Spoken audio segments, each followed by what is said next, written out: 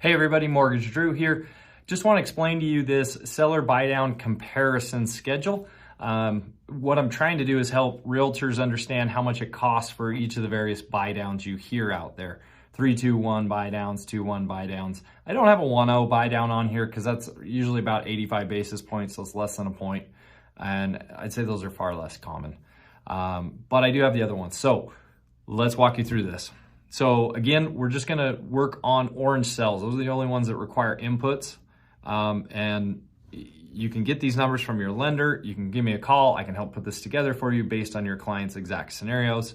But these numbers here are gonna be really close, rough estimates.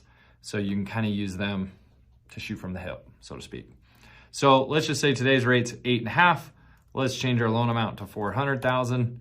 Okay, we'll see everything auto-populates and changes. So a 3-2-1 buy down. So that's where year one, it's as though their rate is 5.5. You know, we're subsidizing their payment almost $800 a month. So that's about $9,600 for the year. Okay, year two, it goes up to like 6.5, right? There's our 3.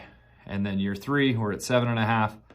Okay, costs about 4.9 points, $19,500 on a $400,000 loan.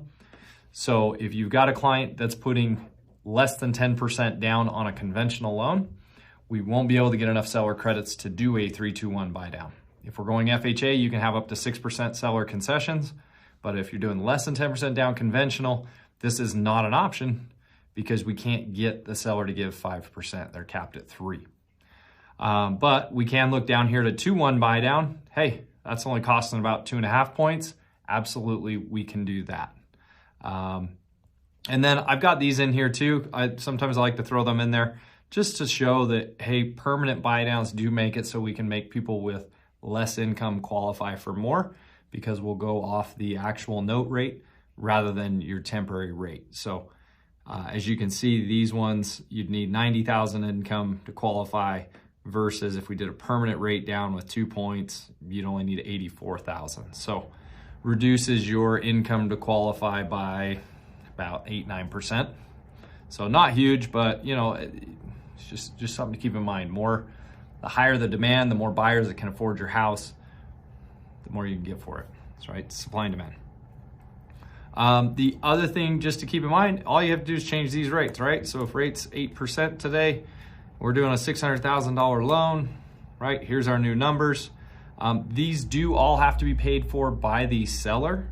So we can't have the buyer pay $28,000 upfront. It's all got to be paid for by an interested party. So seller, realtor, lender, combination of those three to cover these charges. So, and essentially all this is doing, so the reason I would do a temporary buy down is if your buyer is planning to refi in that period. Right? So if I'm doing a 3-2-1 buy down, we're going to make a bet that rates are going to drop within the next 3 years, because if rates drop, let's just say it's in 12 months using this scenario, then we don't use any of this prepaid money for years 2 and years 3. So all of this, it's $14,600, gets taken off the principal amount of your buyer's loan when they go to refi. So instead of having let's call it a $590,000 payoff, we're going to subtract this $14,500 in unused prepaid interest off of that, so they'll owe $576 when they refi. So this money, the reason you would do a temp buy down right now rather than a permanent buy down is that these points that don't get used gets refunded to your buyer. So let me know what questions you have. If you have exact scenarios, again, I'm happy to help do it for you. Just send me the numbers, what we're looking for, the client. We can put this together. I can co-brand it, right? This is just an image copied and pasted on.